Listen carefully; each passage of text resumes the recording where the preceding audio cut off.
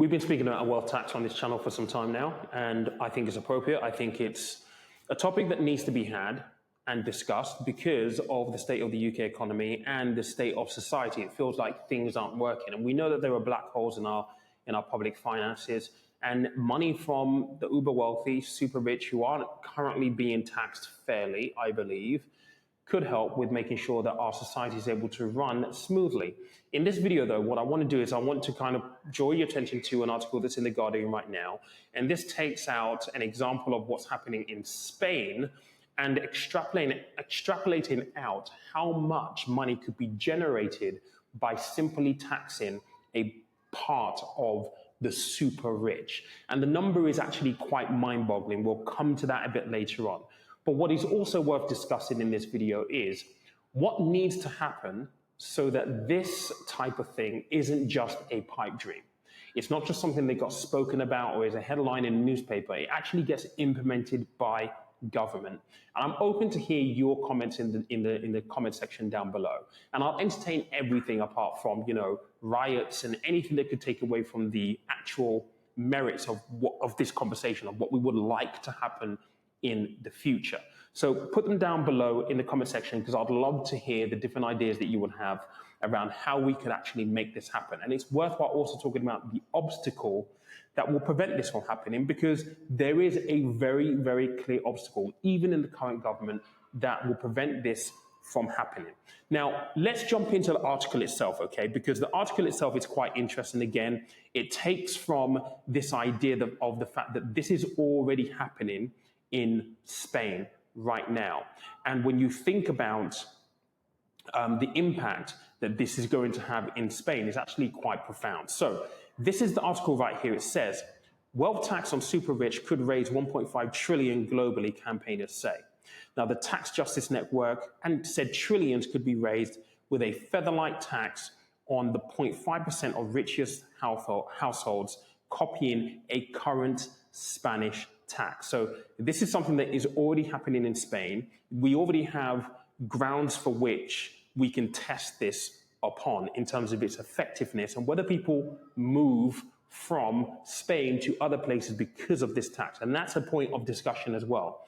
But in the article, it just goes on to say that the Spanish government under the socialist prime minister, and I know a lot of people will hate that word socialist, Pedro Sanchez, introduced a temporary solidarity wealth tax in late 2022. So a temporary tax, which is collected in 2023 and 2024 on the net wealth of individuals exceeding 3 million euros or 2.6 million pounds.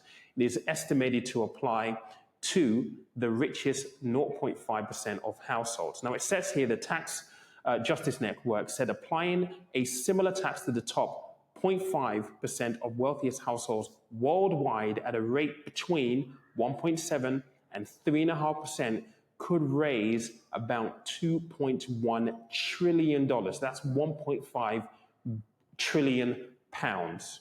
And it goes on to say here, it is said as much as 31 billion a year could be raised for the UK alone. Now, this is something that is already in Spain happening. So we know that it's already happening. How effective it's been and what they've been able to generate, we don't know, because I don't know the numbers behind it. It doesn't go into this article right here. But we have precedent for it. And I would argue, and let me just come full screen really quickly, I would argue that given the fact that we have a hole in our public services right now, this could be very much needed. And is very much needed. There's no could be about it. It is very much needed in our society right now. And this is something that is now a global conversation. And let me just show you the next part of this article, because I think it's quite interesting. Now, it says here, the study comes as the G20 explores the plans for a global minimum tax on the world's 3,000 billionaires. 3,000 billionaires.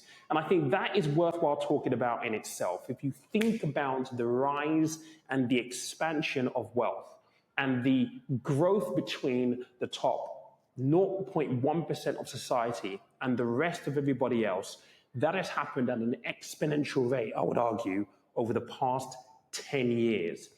3,000 billionaires. Now, look, if you follow me on the channel for some time, you will know that I do not begrudge anyone who set up a successful business and is reaping the rewards of the work that they put in. I mean, the likes of Bill Gates, he's created something that has been integral and is integral and continues to be integral to our society.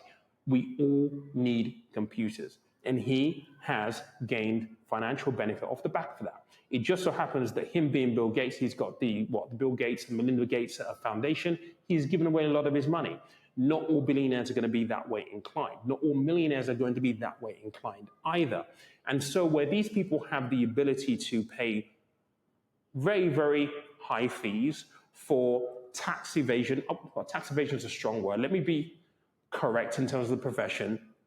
Tax mitigation strategies, that's the right phrase professionally, tax mitigation strategies, they have the ability to pay these fees for these strategies. You have to question whether or not some of these loopholes need to be closed. And I believe that some of them do need to be closed.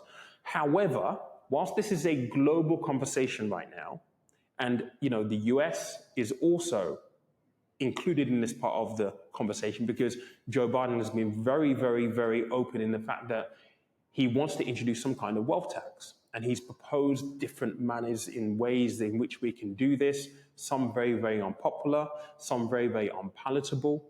But it is a conversation that more and more people are having globally. But that brings us to, look, 1.5 trillion quid. It's a lot of money, right? And I struggle to quantify what that looks like. So I crunched some numbers in preparation for this video, right? So let's just kind of bring it into context. Now I want to take 1.5 million pounds and 1.5 trillion just to show the disparity in the difference. Now, a popular car in the UK is a BMW 3 Series. Costs about £40,000 roughly. If you had 1.5 million pounds, you will be able to buy about 37. It's 37 and a half if you could buy half a car. 37 and a half BMW 3 Series at 40,000 a pop. If you have 1.5 trillion pounds, you can buy 37 and a half million. Just let that sink in. 37 and a half if you have 1.5 million pounds, whereas 1.5 trillion, you can buy 37 and a half million BMW 3 Series. And by the way, the population in the UK is about 66 million people. That means you could buy one per 2 people, for every 2 people in this country, and just gift it. It's absolutely crazy. If that's not mind-blowing, here's another one for you. If you think about if you were to stack up 1.5 million pounds and 1.5 trillion pounds in a pile, this is how it measures. So if you think about the Burj Khalifa, which is the highest building in the world right now, that stands at 822 meters tall, the highest building in the world right now. Mount Everest, which is the highest mountain in the world, is 8,848 meters tall. If you were to pile up 1.5 trillion pounds in 50-pound notes, you would get to 3,000 kilometers, which is essentially 3 million meters. That's how much money this is, just for context and quantifying it. Now, the bigger question becomes, how do we make this possible? Because there is a challenge. And the challenge is actually been mentioned in this article. Now, it says here in this bottom bit, in the UK, Rachel Reeves, who was our current Chancellor of the Exchequer, has previously ruled out introductions of a new wealth tax. And that right there is the biggest obstacle that we have to this kind of idea, which is already being trialed in Spain, being something that actually becomes a reality and isn't just a pipe dream. So what needs to happen? Do we need to lobby the government? Do we need to be proactive in speaking to our MPs? How do we do this? I don't know. I'm not in the political space, and I have no desire to be in the political space. But I think if this is something that has been tried in Spain and they've done it as a temporary measure under solidarity kind of, and I think you'd have to sell this to the millionaires, trillionaires. And one of the big arguments is, well, they'll just move. Well, look, that may be true.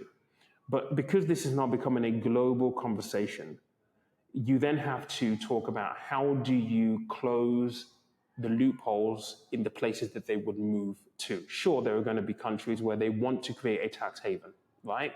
Sure, absolutely, 100%.